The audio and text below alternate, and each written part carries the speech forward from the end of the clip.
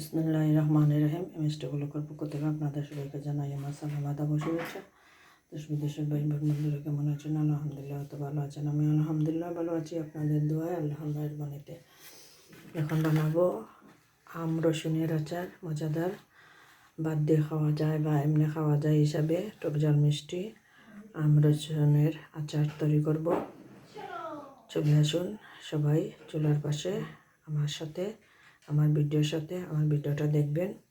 রসুনটা এই আপনার খোসাগুলো ফেলে ধুয়ে নিয়েছি, পানি ছেঁকে নিয়েছি, পানিটা যেন না থাকে সেজন্যে। এখানে দেখতে পাচ্ছেন আপনারা আমগুলা কেটে নিয়ে ধুয়ে পরিষ্কার করে একটি আমকে 8 পিস 6 পিস এইভাবে করেছি। 3টি আম নিয়েছি, আমি কেটে নিয়েছি খোসা সহ, আর হালকা হলুদ দিয়ে হালকা লবণ দিয়ে মেখে নিয়েছি। হালকা হলুদ এবং লবণ দিয়ে মাখিয়ে নিয়েছি, দিয়ে 2 ঘন্টা একটু রোদে রেখেছি, রেখে শুকনো পানিটা শুকিয়ে নিয়েছি। এখন চুলার পাশে চলে যাব। আমি লোয়ারের পানিটা টানিয়ে নিলাম, দিয়ে লোয়ারটা বসালাম। এই মুহূর্তে বিসমিল্লাহির রহমানির রহিম কাঁচা তেল দিয়ে দিতেছি পরিমাণ মতন, আরও পরে লাগলে দেব। এটা কাঁচা তেল বেশি দিয়ে করব।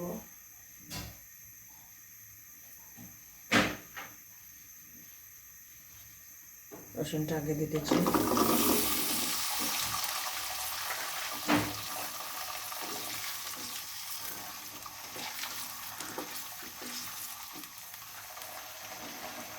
রসুন কুচি দিতেছি এই জন্য, কারণ এটা আমি আম রসুন দিয়ে আমের আচার করবো, সেজন্য এক্সট্রা রসুন দিতেছি না, রসুনটা বেশি দিতেছি। আমাদের জন্য বলেছে আমাদের সাথে একটু আম রসুনের আচার নিজে করে তৈরি করে সরষের তেল বেশি দিয়ে, সেজন্য হলুদ গুঁড়ো দিয়ে দিলাম পরিমাণ মতন,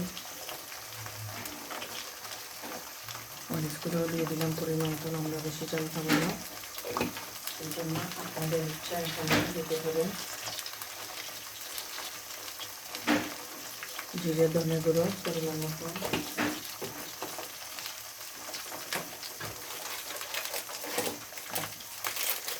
আচার মশলা পরিমাণ মতন,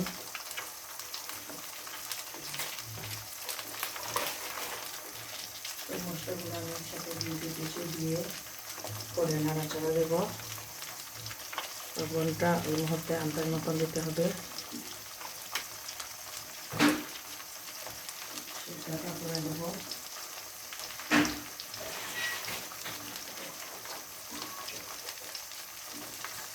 আমার কিছুদিন হয়ে গিয়েছে, আমি আস্তা শুকনো মরিচ বাজার দেওয়ার কথা ছিল,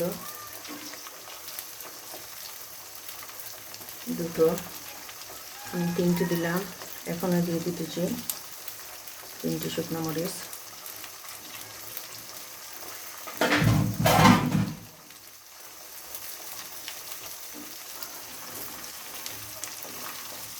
একটু নাড়াচাড়া দিয়ে আমি রসুনটা আগে কাটা দিলাম না, এই জন্যে যেন এই আস্ত রসুন দিয়ে করতেছি আমের আচার, কম করবো এখন, আর পরে আরও বেশি করে করে সংরক্ষণ করব। এখন এটা খাওয়ার জন্য করতেছি, মেন যেটা সেটা দিয়ে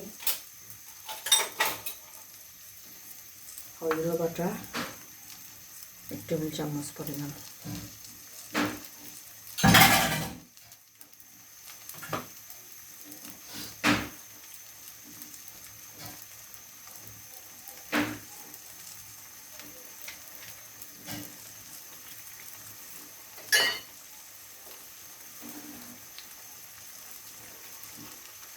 সরিষাটা দেবো পরিমাণ মতন,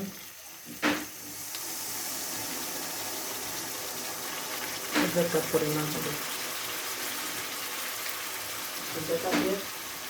এই কাপের অর্ধেক কম পরিমাণ।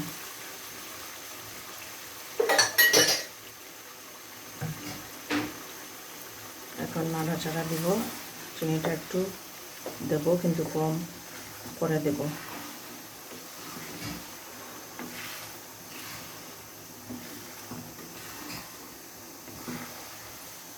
মেন হলো রসুনটার জন্য আচারটা তৈরি করা। ডাক্তার সাহেব বলেছেন ডায়াবেটিসের রোগীদের জন্য একটু রসুনের আচার সর্ষের তেল দিয়ে করার জন্য। তাই আমি মিষ্টির পরিমাণটা কম দিলাম এবং জালের পরিমাণটাও কম দিলাম, তাহলে ওটা খেতে পারবো আমরা। জাল বা মিষ্টি হলে খাওয়া যাবে, কিন্তু আমাদের জন্য অসুবিধা, সেজন্য। জালটা তো আপনারা জানেন আমরা কম খাই,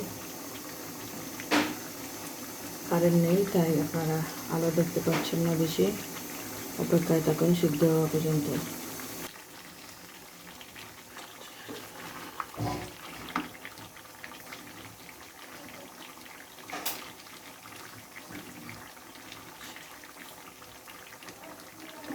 চেনে দিতেছি।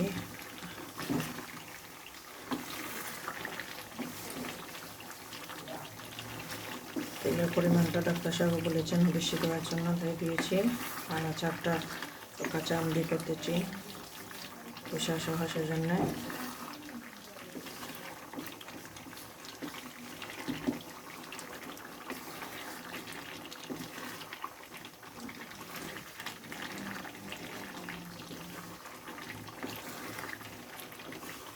খৈর তেলের মশলার খুব মজার একটা গ্রান বের হচ্ছে।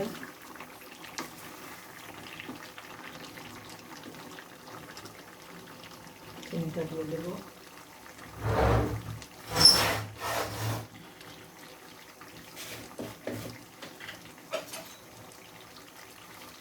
অল্প পরিমাণ চিনি দিতেছি।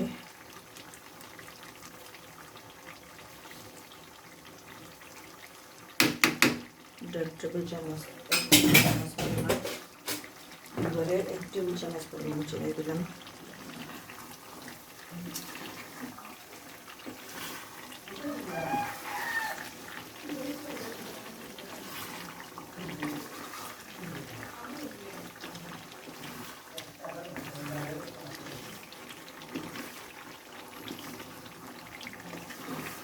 আমটা গলে দিয়েছে অলরেডি, দেখেন আপনারা।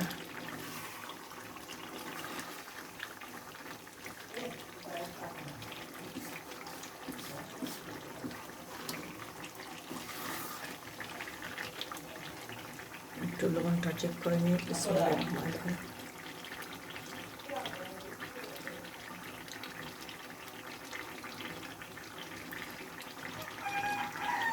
রসুনটা গলতে দিনা।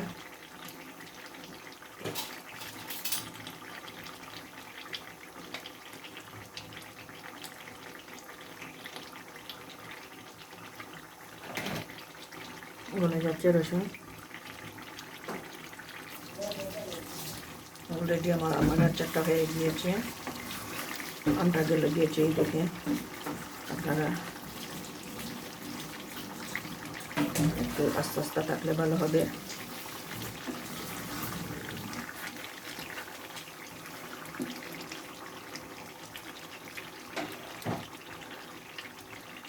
এই মুহূর্তে চুলাটা ঘন্টা নিচে ফেলতেছি।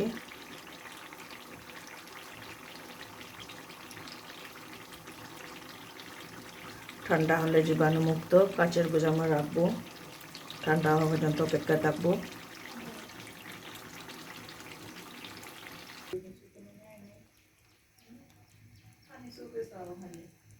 আমার এই ভিডিওটা যদি দেখে আপনাদের ভালো লাগে তাহলে লাইক কমেন্ট শেয়ার করবেন। অনুরোধ রইল আপনাদের কাছে, প্লিজ আমার চ্যানেলটা সাবস্ক্রাইব করবেন, পাশে থাকবেন, সাথে থাকবেন। আসসালামু আলাইকুম।